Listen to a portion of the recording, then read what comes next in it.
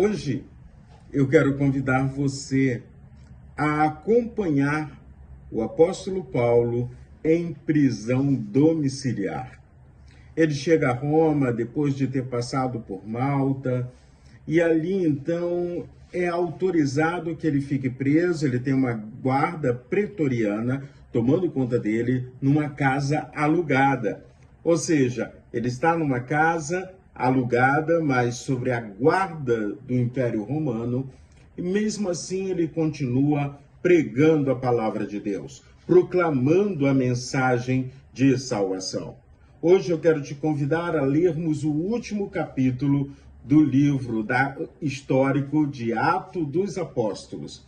Afinal de contas, Atos dos Apóstolos nos conta o início da igreja cristã, a manifestação do poder de Deus através do Espírito Santo.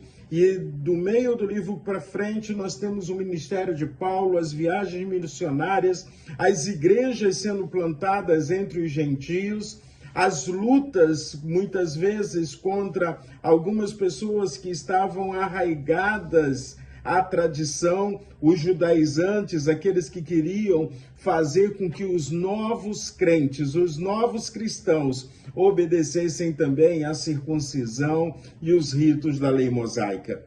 Jesus Cristo cumpriu a lei, o evangelho está alcançando o mundo, está derrubando fronteiras, está manifestando a graça de Deus também na vida de outros povos. Povos, alguns politeístas, outros adorando determinados deuses, mas agora eles conhecem o Rei dos Reis, o Senhor dos Senhores, a Jesus Cristo. Eles conhecem o único Deus verdadeiro. E então começa o Evangelho a propagar, não só no Império Romano, mas também alcançando outros continentes.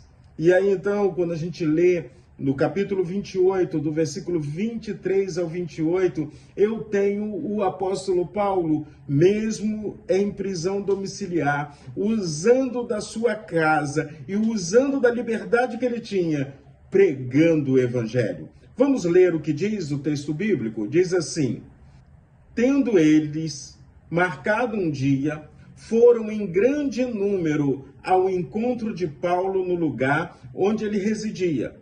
Então, desde a manhã até a tarde, lhe fez a exposição em testemunho do reino de Deus, procurando persuadi-los a respeito de Jesus, tanto pela lei de Moisés como pelos profetas. Houve alguns que ficaram persuadidos pelo que Paulo dizia. Outros, porém, continuaram incrédulos, e havendo discordância entre eles, começaram a ir embora. Mas antes que saíssem, Paulo disse estas palavras: bem falou o Espírito Santo aos pais de vocês por meio do profeta Isaías, quando disse: vá a este povo e diga, ouvindo vocês ouvirão, e de modo nenhum entenderão. Vendo vocês verão, e de modo nenhum perceberão, porque o coração desse povo está endurecido. Ouviram com os ouvidos tapados e fecharam os olhos, para que não acontecer que vejam com os olhos e ouçam com os ouvidos, entendam com o coração, se convertam e sejam por mim curados. E Paulo concluiu: portanto, fiquem sabendo que esta salvação que Deus oferece foi enviada aos gentios e eles a ouviram. Amém? Olha, quando a gente lê essa porção da palavra de Deus, eu vejo que a Bíblia toda, ela é toda palavra do Senhor. E a Bíblia toda, ela centraliza a visão, a missão no Cristo. Tanto que Paulo, então, para aqueles judeus, ele começa pela lei mosaica. Ele começa falando sobre a lei, depois ele vai pelos profetas, os profetas que falavam sobre a esperança, sobre o Cristo, sobre o Messias que haveria de vir. Alguns creram, mas outros continuaram com os olhos fechados, os ouvidos tampados e não estavam abertos a ver o milagre de Deus acontecendo na sua vida. Mas Paulo deixa claro, os gentios, nós somos gentios e o evangelho também chegou até nós.